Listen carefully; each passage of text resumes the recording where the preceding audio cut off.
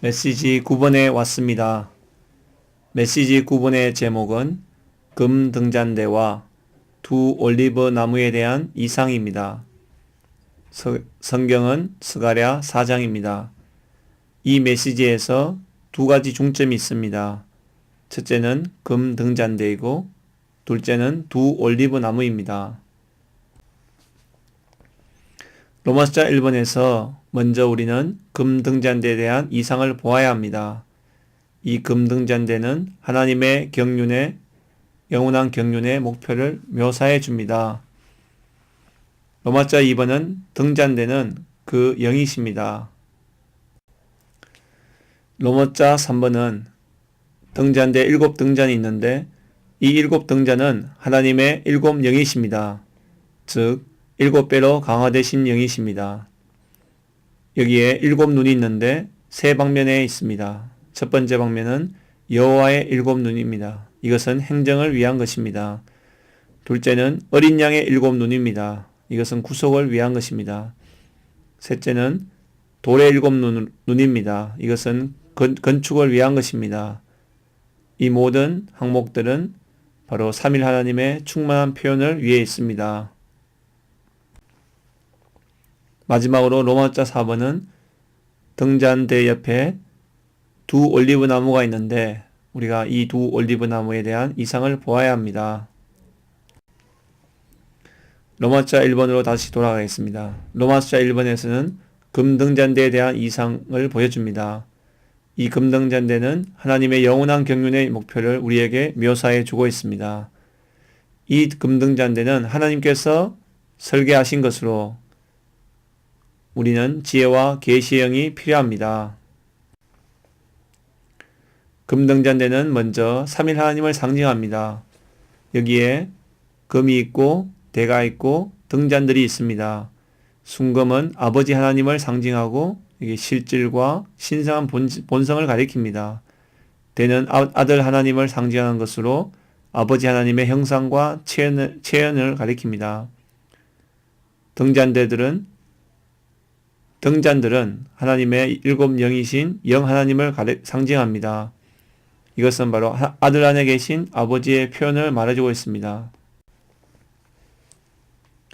이 등잔대에 관한 성경의 세 권에 있어서 진리의 세 단계를 보여줍니다. 출애굽기 25장은 삼일 하나님의 체현이신 그리스도 자신으로서 이것이 바로 등잔대의 시입니다.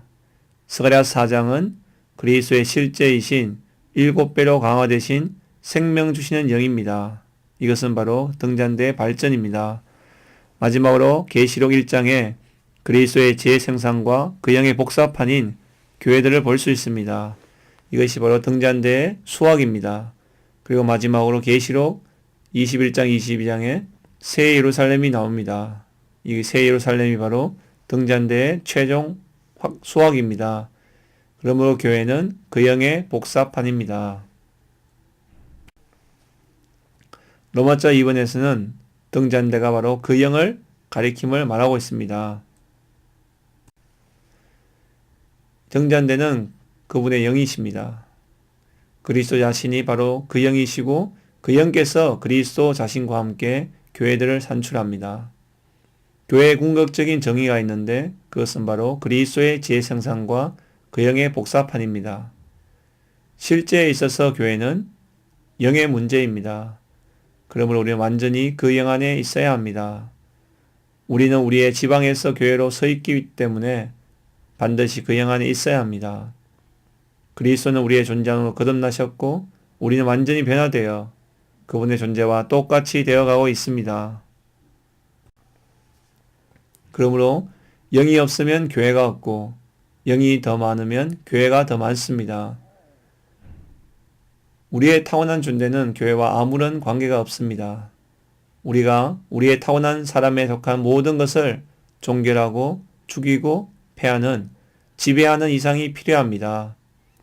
마지막으로 교회 생활을 위한 좋은 태도는 바로 합당한 행위로서 그 영께서 거듭나게 하시고 내주하시는 우리의 영입니다. 로마서 3번에서는 등잔대 7등잔이 있는데 그것은 바로 하나님의 일곱 영이십니다. 이 일곱 영은 일곱 배로 강화되신 영을 가리킵니다. 여기에 일곱 눈이 나오는데 총 세 방면에 나옵니다. 첫 번째는 여호와의 일곱 눈으로서 행정을 위하고, 둘째는 어린 양의 일곱 눈으로서 구속을 위하고, 세 번째는 돌의 일곱 눈으로서 건축을 위합니다. 이 모든 것들이 바로 삼위 하나님의 충만한 표현을 위한 것입니다. 먼저 일곱 배로 강화되신 영은 우리를 감찰하시고 살피시며 우리를 심판하십니다. 그럴 뿐 아니라 그분의 본질과 풍성과 부담을 우리에게 주입하고 옮겨붙기 위한 것입니다. 이 어린 양의 일곱 눈은 법리적인 구속자이신 그리스도를 우리에게 주입하고, 돌의 일곱 눈은 유기적인 구주이신 그리스도를 우리에게 주입합니다.